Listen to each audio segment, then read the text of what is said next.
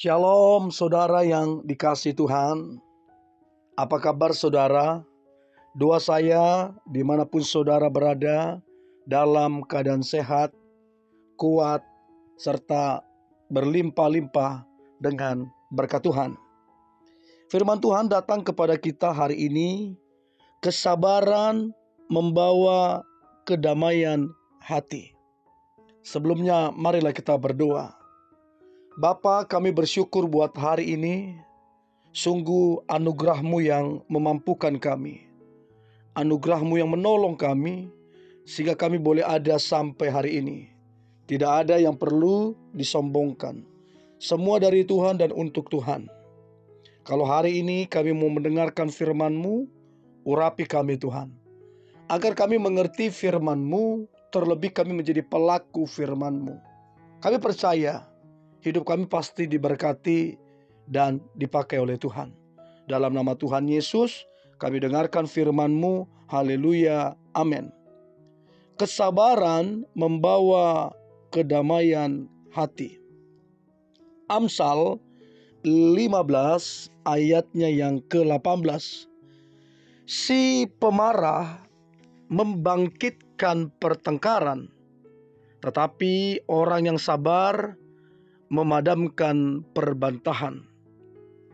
Saudara yang dikasihi Tuhan dalam Kristus Yesus, marah seringkali kita bisa memakluminya. Kita bisa marah, orang lain bisa marah, siapapun bisa marah. Bahkan tidak ada larangan tentang marah. Tetapi kita mesti tahu atau mengingat bahwa marah dapat berakibat menjadi buruk. Sekali lagi, marah dapat berakibat menjadi buruk. Kadang orang yang marah tidak menyadari dan akhirnya lepas kendali. Kemarahan yang seperti inilah yang bisa menyebabkan gangguan kejiwaan, bahkan sampai kepada kesehatan. Efesus 4 ayat 26 dikatakan, apabila kamu menjadi marah, janganlah kamu berbuat dosa. Janganlah matahari terbenam sebelum padam amarahmu. Saudara, kita butuh yang namanya kesabaran. Mau sesakit apapun kita rasakan, sekuat apapun tekanan kehidupan atau masalah, kesabaran itu penting. Kesabaran akan membawa kita kepada kedamaian hati. Kita akan dibawa kepada kedamaian hati. Nah, untuk itu janganlah kita marah lalu kemudian sampai menyebabkan kita menjadi berdosa. Karena dengan kemarahan kita bisa menyakiti hati orang lain. Lebih baik saudara yang dikasihi Tuhan, kita dapat mengendalikan diri agar kemarahan itu tidak terjadi. Artinya self control kita, pengendalian diri harus kita latih sehingga kemarahan itu tidak terjadi. Kita lebih bijaksana untuk memadamkan perbantahan dan tidak membangkitkan pertengkaran. Dengan memadamkan perbantahan, maka tidak tercipta pertengkaran, sehingga ada kedamaian. Hanya dalam keadaan tenang, pikiran yang jernih saudara, kita dapat mengutarakan perasaan kita, baik dengan orang lain ataupun dengan Tuhan, melalui doa dan penyembahan kita. Sehingga kita bisa mengungkapkan isi hati kita. Untuk itu saudara, sabar. Orang yang rendah hati, orang itu pasti sabar. Orang yang rendah hati, orang itu pasti sabar. Orang sombong yang merasa mampu, merasa bisa, maka bisa dipastikan tidak ada kesabaran di dalam diri orang itu. Makanya orang sombong akan jatuh ke berbagai pencobaan. Nah, untuk itu saudara, doa dapat membantu kita untuk menahan amarah, karena ada kuasa Roh Kudus yang akan menolong kita.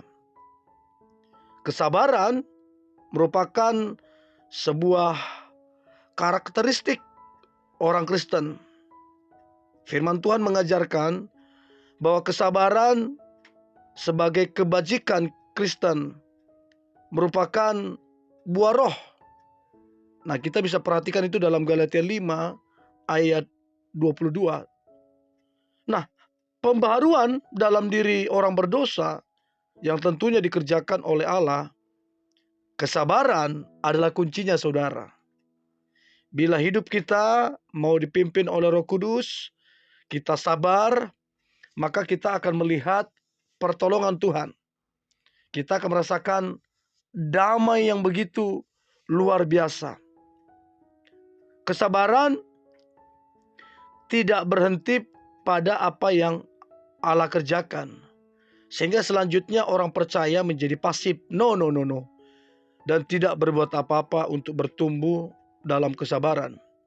Namun kesabaran perlu terus dipelihara melalui perenungan akan firman Tuhan, sehingga orang-orang percaya bertumbuh dalam kesabaran. Bahkan dikatakan kejarlah kesabaran. 1 Timotius 6 ayat 11 berkata kejarlah kesabaran. Nah, kedamaian ada pada orang-orang yang mengalami damai, membawa damai, dan mereka mengalami kebahagiaan. Sekali lagi saudara, sekali lagi. Kedamaian ada pada orang-orang yang mengalami kedamaian, membawa damai, dan mereka disebut berbahagia. Hal penting yang harus kita ingat, dunia ini di mana kita tinggal adalah tempat yang sudah penuh dengan dosa. Manusia kehilangan damai yang sesungguhnya, dan yang terjadi banyak permusuhan, banyak pertikaian. Dosa membuat manusia menjadi seteru dengan Allah, membuat manusia terpisah dari Allah, terpisah dari damai, dan tidak ada kebahagiaan. Yang ada hanya kekacauan. Kebutuhan dasar tidak lagi berpihak dengan kita, karena semua cenderung memuaskan diri sendiri. Kondisi yang seperti inilah saudara, Yesus hadir untuk menyelamatkan kita. Nah, untuk itu kita yang tadinya bermusuhan diperdamaikan. Jadi kita sudah diperdamaikan dengan Bapa kita. Untuk itu kalau kita sudah berdamai, harusnya warna kita adalah membawa damai. Untuk itu perlu sebuah kesabaran. Nah, Yesus memberikan teladan tentang kesabaran.